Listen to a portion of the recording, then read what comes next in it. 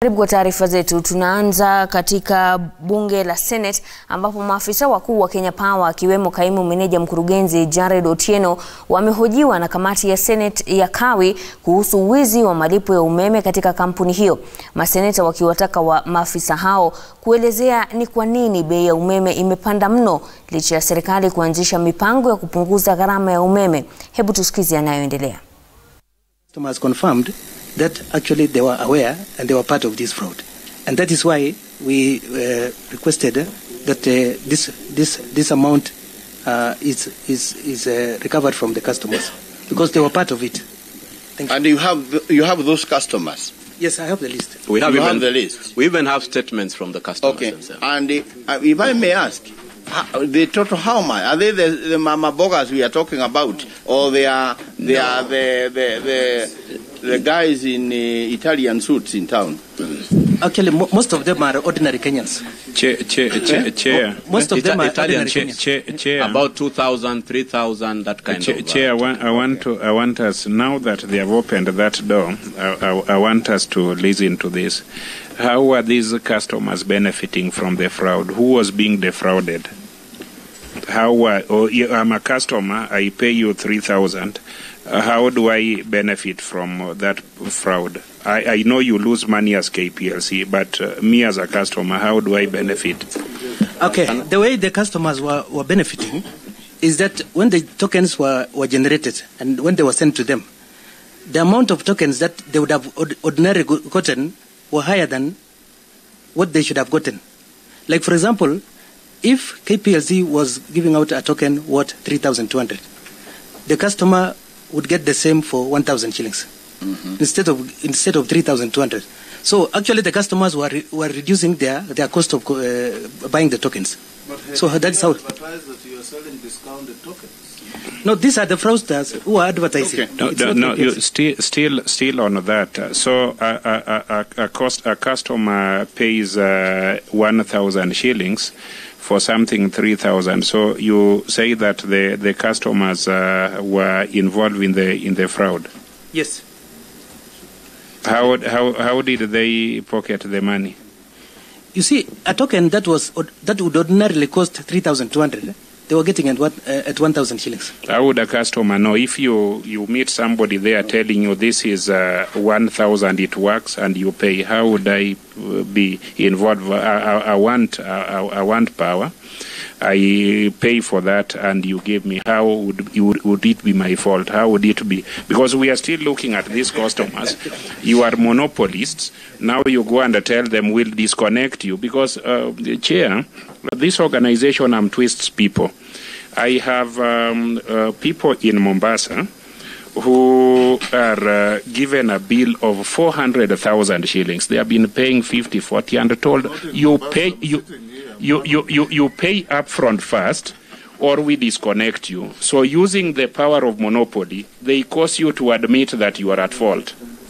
To admit that you are, because you will have no other person to give you power. So you are a customer, you have been told to pay 1,000. You pay faithfully for their own internal fault. They have fraudsters in there. And once you pay, you are now being penalized to pay what that fraudster has pocketed. The person who pocketed the balance is their staff. Another innocent Kenyan is being asked to top up because that person just wanted power. It is the same actually policy. Okay. Yes. Okay, but let's go through the route we were going so that we get somewhere. This gentleman has given us fairly good information. He has told us the things we wanted to hear. We have heard you. Now, one MD, I think now we are at you to tell us what recourse are you going to do to the wananchi who might have suffered.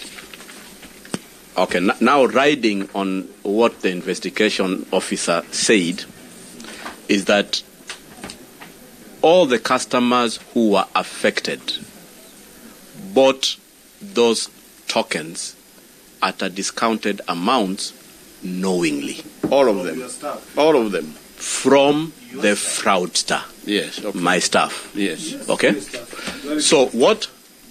If you look at Appendix 1, or even let's look at Appendix 1. Appendix 1 is prepared customer token without debt, there's a meter number. There's a very unique token number and the date and time it was purchased and the units that have been purchased. Then there's an amount, 3,000 shillings. So that amount, 3,000 shillings, uniquely is supposed to give you 126.24 units. Now, this customer, knowingly that he is supposed to pay for 126.24 units, went ahead and got this token for 1,000 shillings. None of this amount of money came to KPLC. They went ahead, they used 3,000 worth of tokens in their homes. So what KPLC is doing is just to make it right. We went to them and we told them the recourse that we have, and this is what I'm talking about in page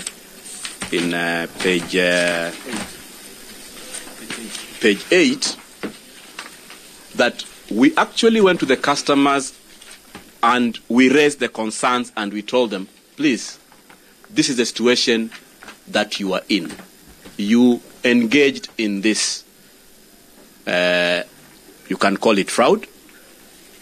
We as KPLC did not get a single of your cent, but you've used energy worth 3,000 shillings. So what we did is we just went ahead and debited that amount. Now, what we are saying, what other recourse does the customer have? And this is what we are saying is, under the new Energy Act, they can, if we don't come to a resolution, the customer can still appeal to the regulator, IPRA, so that he can be able to state their story. We as KPLC, we believed that we were getting the energy that was consumed rightfully from the customer. Okay. KPLC is a monopoly. Yes. And as a monopoly, it has a stranglehold over customers, everybody. Are you telling me, Jared, that your officers go out there, sell discounted tokens, however fraudulent, in law, and my colleagues who are lawyers here, Ochilo and Susan, can tell you, the acts of your employees bind you.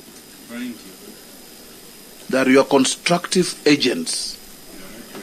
And when that man from Steamer Plaza wearing an overall or something different walks out, he's actually walking out in the name of Jared Otieno, the MD. Yeah. Whatever he does binds you. Are you telling us that as a monopoly that you enjoy a stranglehold on our society, when your officers engage in this despicable behavior, fraudulent behavior, you bear no responsibility? Instead, you now look for the victim to punish them even more.